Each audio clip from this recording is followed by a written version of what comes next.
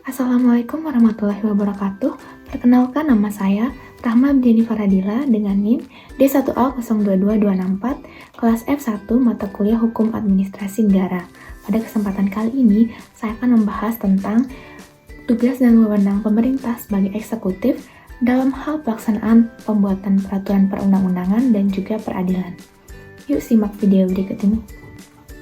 Sebelum memasuki ke inti pembahasan, saya akan membahas dulu yang pertama adalah tentang trias politika.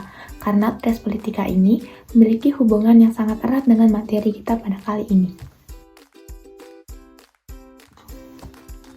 Indonesia merupakan salah satu negara yang menerapkan dari trias politika. Jadi trias politika merupakan pembagian kekuasaan yang dibagi menjadi tiga. Yang pertama ada kekuasaan legislatif, yaitu bertugas untuk membuat undang-undang. Kemudian yang kedua ada kekuasaan eksekutif yang bertugas untuk melaksanakan pemerintahan. Dan yang ketiga ada kekuasaan yudikatif yang bertugas untuk mempertahankan melindungi undang-undang. Lalu dari sini muncul pertanyaan seperti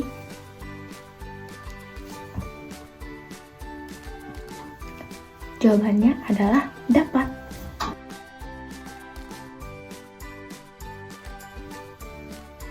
Jadi, perlu kita ketahui bahwa Indonesia menganut sistem trias politika tetapi tidak murni. Dalam hal ini, Indonesia menganut sistem trias politika dalam pembagian tugas, bukan dengan pemisahan tugas, sehingga masih ada ranah eksekutif di dalam legislatif, kemudian ranah eksekutif di dalam yudikatif, begitu juga sebaliknya.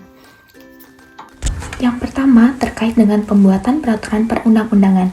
Jadi memang kalau dilihat pasal 20 ayat 1 Undang-Undang Dasar 1945, kewenangan untuk membentuk undang-undang itu ada pada DPR. Tapi ternyata apabila kita melihat pasal 5 Undang-Undang Dasar 1945, Presiden juga berhak mengajukan rancangan undang-undang kepada DPR, kemudian dibahas bersama, dan juga Presiden itu mempunyai kewenangan untuk mengesahkan rancangan undang-undang yang telah disetujui bersama antara Presiden selaku pemerintah, eksekutif, dan juga DPR sebagai legislatif. Hal ini diatur dalam pasal 20 ayat 4 Undang-Undang Dasar 1945.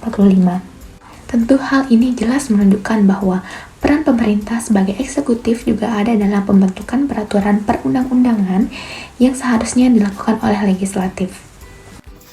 Contoh lain adanya campur tangan dari eksekutif dalam hal pembuatan undang-undang adalah terdapat pada pasal 22 Undang-Undang Dasar 1945 yang menjelaskan bahwa Presiden juga berhak untuk mengeluarkan peraturan pemerintah pengganti undang-undang, tetapi dalam hal keadaan darurat dan melalui persetujuan dari DPR, di mana hal ini ditujukan untuk percepatan pembuatan hukum, di mana tujuan dari percepatan pembuatan hukum ini dihubungkan dengan welfare state atau negara kesejahteraan adalah guna menjaga dari kesejahteraan umum.